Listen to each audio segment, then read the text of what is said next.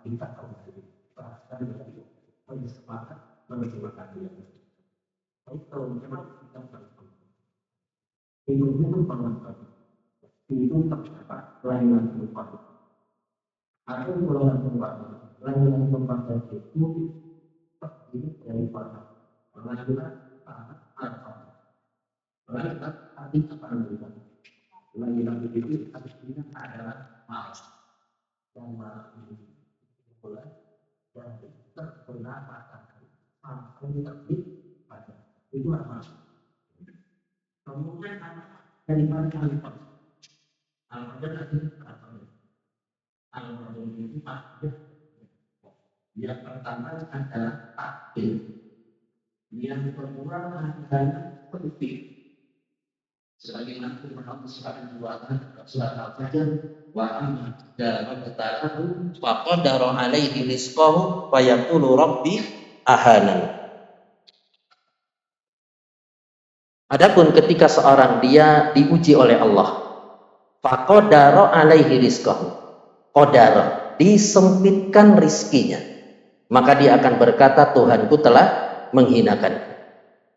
Kenapa malam Lailatul Qadar disebut dengan sempit? Ya, bermakna sempit. Disebutkan karena malaikat dengan jumlah yang sangat banyak turun ke bumi. Berapa kira-kira malaikat yang turun, Pak? 1000 atau 2000 yang turun?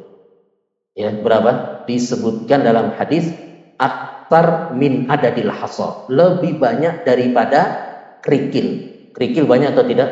Banyak sekali. Nah, itu disebutkan dalam hadis malaikat yang turun itu aktar min adadil hasa, lebih banyak daripada kerikil, sehingga bumi ini sempit dengan banyaknya malaikat yang turun.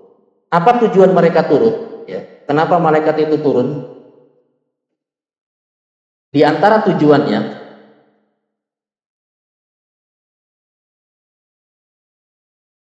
di antara tujuan malaikat turun adalah untuk mengaminkan doa-doa manusia di malam Lailatul Qadar. Jadi doa kita di malam Lailatul Qadar itu diaminkan oleh malaikat. Bayangkan, doa kita diaminkan sama teman kita yang soleh, atau diaminkan sama ustadz, sama kiai. Kita senang atau tidak? Kita bangga, kita bahagia. Doa kita itu diaminkan sama teman kita yang soleh, sama ustadz, sama dai, sama kiai. Ya. Bagaimana yang mengaminkan doa kita itu adalah makhluk yang tidak pernah berbuat dosa, yaitu malaikat. La ya'sunallaha ma amarahum wa yaf'aluna ma yu'marun. Yang tidak pernah bermaksiat kepada Allah, yang senantiasa mengerjakan apa yang diperintah oleh Allah Subhanahu wa taala. Kemudian makna yang ketiga dari Al-Qadar adalah mulia. Ini yang paling sering diartikan. Lailatul Qadar itu adalah malam yang penuh dengan kemuliaan. Siapa yang mulia di malam Lailatul Qadar? Apa yang mulia? Disebutkan yang mulia itu yang pertama adalah amalannya. Amalan-amalan yang dikerjakan di malam Lailatul Qadar adalah amalan-amalan yang sangat mulia. Kemudian yang kedua yang mulia itu adalah manusianya. Jadi yang mulia itu adalah manusianya. Bahkan kita misalkan, kita bukan termasuk dari orang yang mulia. Kita bukan terhitung sebagai orang yang mulia. Tapi bila kita beribadah tepat di malam Lailatul Qadar, maka kita akan tergolong sebagai orang yang mulia. Ya Pak, ya, kita misalkan ini pelaku maksiat, kita senantiasa bermaksiat kepada Allah, kita malas-malasan dalam beribadah, kita tidak terhitung sebagai orang yang mulia. Namun di malam Lailatul Qadar itu kita beribadah kepada Allah, maka kita akan menjadi manusia yang mulia. Kenapa kita bisa menjadi manusia yang mulia? Karena dosa-dosa kita telah diampuni oleh Allah Subhanahu wa taala. Karena siapa yang menghidupkan Lailatul Qadar, maka dosa-dosanya akan diampuni oleh Allah Subhanahu wa taala. Sebagaimana disebutkan dalam hadis Nabi sallallahu alaihi wasallam bersabda, "Man qama Lailatul Qadri imanan wa ihtisaban, ghufira lahu ma taqaddama min dzambi." Barang siapa yang menghidupkan malam Lailatul Qadar dengan salat, ya, salat malam, dengan iman dan ihtisab mengharapkan pahala, maka akan diampuni dosa-dosanya yang telah lalu. Dan kaidah kehidupan itu hanya satu, kaidah kehidupan, yaitu kita berusaha antara diri kita dengan Allah itu tidak dijanggal dosa. Itu kaidah kehidupan yang hendaknya kita perhatikan. antara diri kita dengan Allah itu tidak ada apa? Dosa. Bila kita tidak punya dosa, maka kita akan dekat dengan Allah. Kalau kita sudah dekat dengan Allah, maka kita menjadi wali Allah. Kalau kita sudah menjadi wali Allah, maka hidup kita di dunia dan akhirat itu akan bahagia. Ini kita hendaknya camkan dalam kehidupan kita. Kaidah kehidupan itu cuma satu, yaitu kita berusaha antara diri kita dengan Allah itu tidak ada dosa. Maka kalau kita ingin tidak ada dosa antara diri kita dengan Allah, kita berburu malam Lailatul Qadar supaya kita bisa menjadi orang yang diampuni dosa-dosanya oleh Allah Subhanahu wa taala. Kemudian jamaah yang dimuliakan oleh Allah, apa keistimewaan Lailatul Qadar? Keistimewaan Lailatul Qadar itu adalah yang paling membuat kita semangat berburu Lailatul Qadar adalah bahwa Lailatul Qadar itu lebih baik dari 1000 bulan. Lailatul Qadri khairun min alfi syahr. Lailatul Qadar itu lebih baik dari 1000 bulan. Sehingga kalau kita beribadah tepat di malam Lailatul Qadar, maka seolah-olah kita beribadah selama berapa tahun? Kalau kita beribadah di malam Lailatul Qadar, itu seolah-olah kita beribadah selama 83 tahun 4 bulan. Berarti kalau kita dapat 20 kali Lailatul Qadar, ada yang sudah dapat 20 kali Lailatul Qadar atau belum, Pak? Yang tua-tua biasanya, Pak, ya.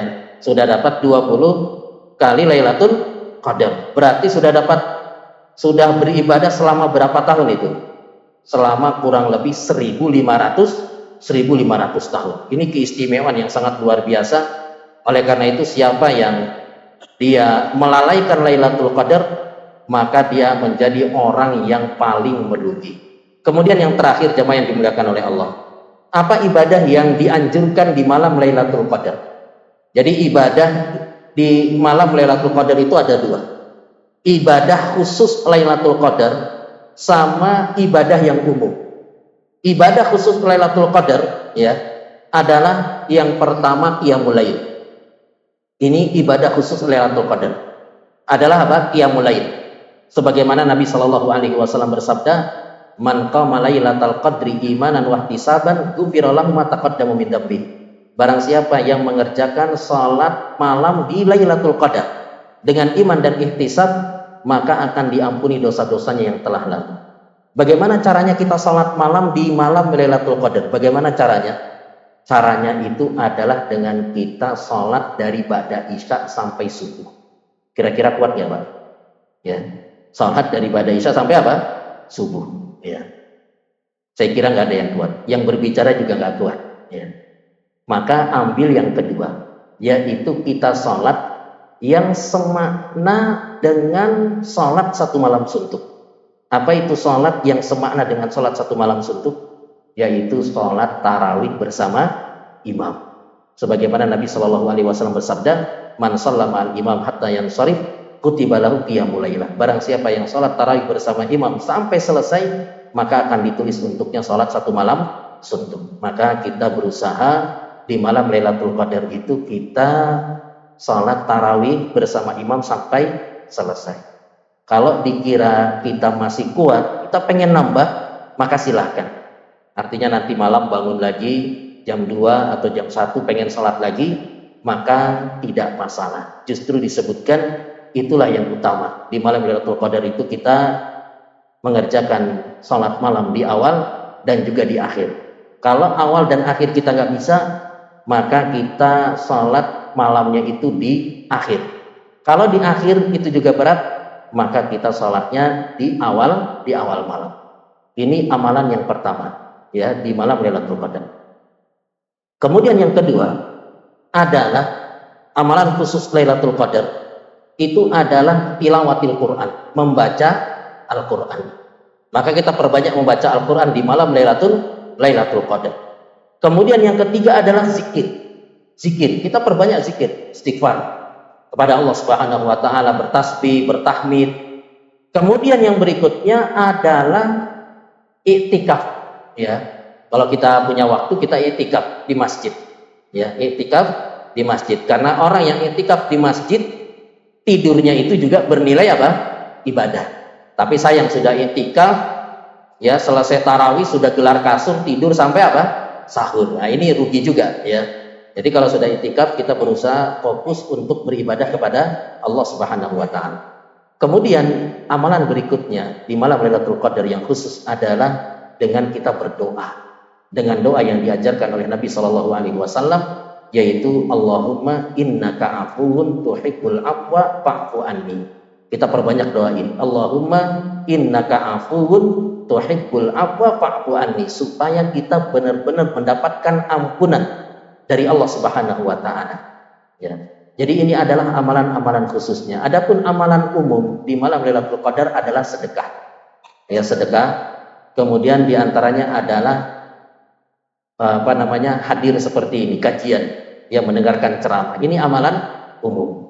Namun jangan sampai amalan umum mengalahkan amalan khusus. Ya, jangan sampai amalan umum mengalahkan amalan yang khusus. Hendaknya kita lebih perhatian sama amalan yang khusus, karena ada kaidah ibadah itu bila dikerjakan di waktu dan tempatnya, maka ibadah itu akan semakin besar nilai pahalanya. Contohnya, misalkan mana lebih utama, tawaf ketika kita berada di Masjidil Haram, tawaf atau kita memperbanyak sholat? Ya, jadi tawaf itu kan ada tawaf sunnah, ya.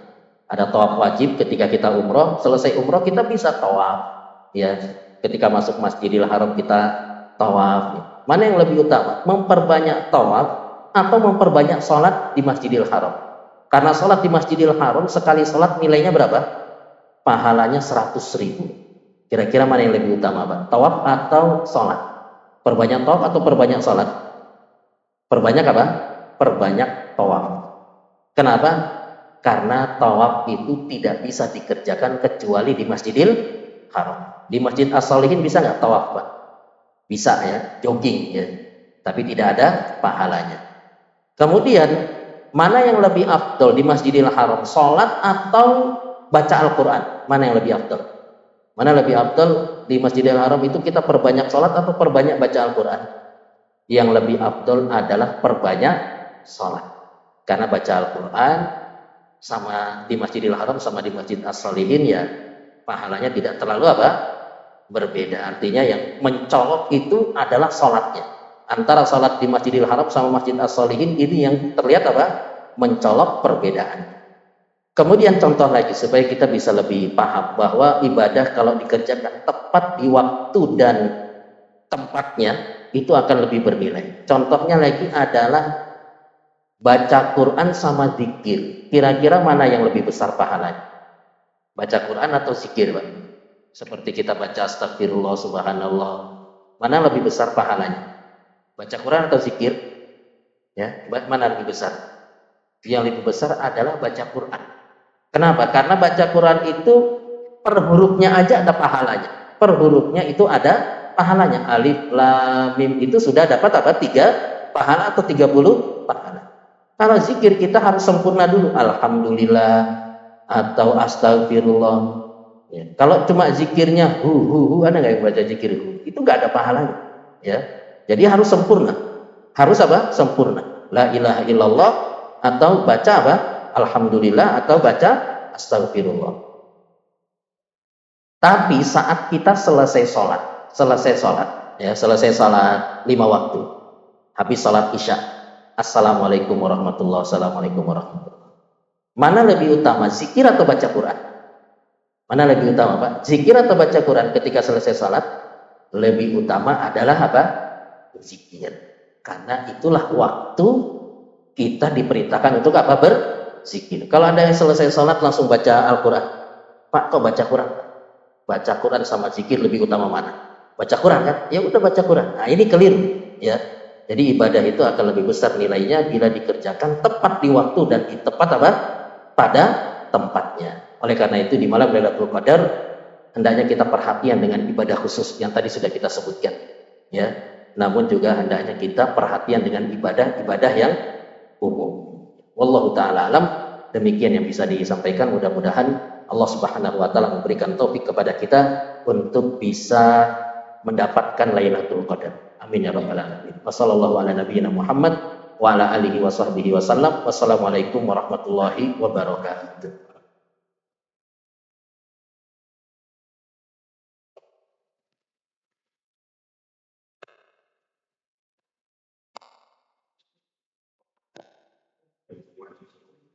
Apa ya? Sini. Udah dibetulin kemarin tapi masih kejadiannya.